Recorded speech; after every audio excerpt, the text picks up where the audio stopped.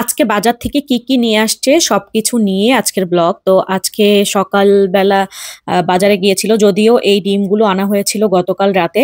তো আমার গোছানো হয়নি, এগুলো সব মানে ডাইনিং টেবিলের উপরে ছিল। পরে আমি সকালবেলা এগুলোকে আগে গুছিয়ে রাখছিলাম। তো বড় ছেলেকে স্কুলে দিয়ে আসার পথে ওর বাবা গিয়ে নিয়ে আসছে, হচ্ছে গিয়ে মানে আমার হাজবেন্ড গিয়ে নিয়ে আসছে মাছ। একদম তাজা তাজা মাছ ছিল এগুলো। তো চিংড়ি মাছটা যেহেতু বাচ্চাদের খুব পছন্দের একটা খাবার, তো ওদের জন্য চিংড়ি মাছ আনা হয়েছিল। আবার মাঝে মধ্যে সবজি দিয়ে রান্না করা হয়। আর আমাদের জন্য নিয়ে আসছিল হচ্ছে গিয়ে পাঁচমিশালি মাছ। এখানে বেলে মাছ আছে, তারপর মিনি মাছ, তারপর হচ্ছে গিয়ে বাইম মাছ মিক্সড করা ছিল আর কি। আর চিংড়িগুলো বড় বড় ছিল। আর তেলাপিয়া মাছটা ওরা খুব পছন্দ করে ফ্রাই করে দিলে। তো দেখা যায় শুধু ফ্রাইটা দিয়েও ওরা ভাত খেয়ে নেয়, ওদের খুব ভালো লাগে আর কি। তো ওদের জন্য সবসময় আমার তেলাপিয়া মাছটা আনা হয়। আর তেলাপিয়া মাছটা যদিও কেটে দিয়েছে, কিন্তু মাথার মধ্যে ময়লাগুলো একদম রয়ে গেছে, তো ভাবছি এগুলো ক্লিন করে তারপর আমি প্যাকেট করে রাখবো। আবার চিংড়ি মাছগুলোকেও কেটে নিতে হবে। তো যাই হোক, এখন আমি তেলাপিয়া মাছগুলো মাথাগুলো ক্লিন করে তারপর আমাদের অনুযায়ী আমরা প্যাকেট করে রেখেছি আর কি। আর চিংড়ি মাছগুলোকেও আমি খুব ভালো করে পরিষ্কার করে নিয়েছি।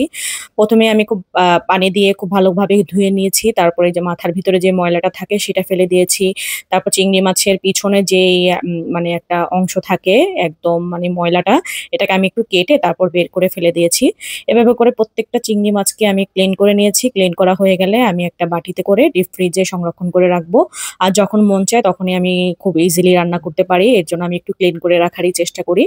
তারপর পাঁচমিশালি মাছটাকে ধুয়ে কুটে নেওয়া হয়েছে এটা রান্না করার জন্য। এদিক দিয়ে বাচ্চারা ঘুম থেকে উঠে গেছে, ওদের খাইয়ে একটু মানে আমি সকালের ব্রেকফাস্টটা করিয়ে ওদের গোসল টোসল করিয়ে এখন স্কুলে যাচ্ছি, যেহেতু আমাকে নিয়ে যেতে হয় ওদের দুজনকে। তো ওদের দুজনকে দিয়ে এসে আমি আবার রান্না করব। তো যাই হোক, বাসায় এসে আমি তাড়াহুড়ো করে একটু রান্না বসিয়ে দিয়েছি।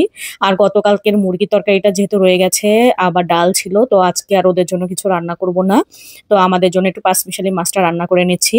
এখন যেহেতু মোটামুটি শীত পড়েই গেছে, মোটামুটি ভালোই লাগছে আর কি। ঢাকায় মোটামুটি শীত লাগছে, গ্রামের দিকে শুনলাম অনেক ভালোই শীত পড়ছে, কুয়াশা পড়ে। তো আমি প্রথমেই একটু মানে মাছটা রান্না করার জন্য মাছটাকে তো খুব ভালোভাবে ধুয়ে নিয়েছি। এখন আমি পেঁয়াজ, হলুদ, মরিচ, জিরা, ধনিয়া, তারপর লবণ, একটু রসুন বাটা দিয়েছি, সাথে একটা টমেটো দিয়েছি। আর শীতকালের কথা বললাম এর জন্য যে মাছ দিয়ে না টমেটো দিয়ে ভীষণ ভালো লাগে। আর এখনকার টমেটোটা তো মানে একদম লাল টকটকা, মানে একদম রান্না করলেও খুব লাল হয়ে যায় তরকারিটা। তো যাই হোক, পাঁচমিশালি মাছ আমার বরাবরই খুব ভালো লাগে। আসলে এটা ঝামেলার একটা মাছ, খেতে খুব ভালো লাগে কিন্তু কুটা বাছাটা অনেক একটা ঝামেলা। আর বাচ্চাদের স্কুল থাকলে দেখা যায় তাড়াহুড়ো করে কোনো কিছু করা যায় না, এই একটা ঝামেলার আর কি। তো যাই হোক, এখন আমি মাছটাকে খুব ভালো করে কষিয়ে, আমি বেশি একটা নাড়াচাড়া করা যাবে না যেহেতু বেলে মাছটা খুবই নরম একটা মাছ।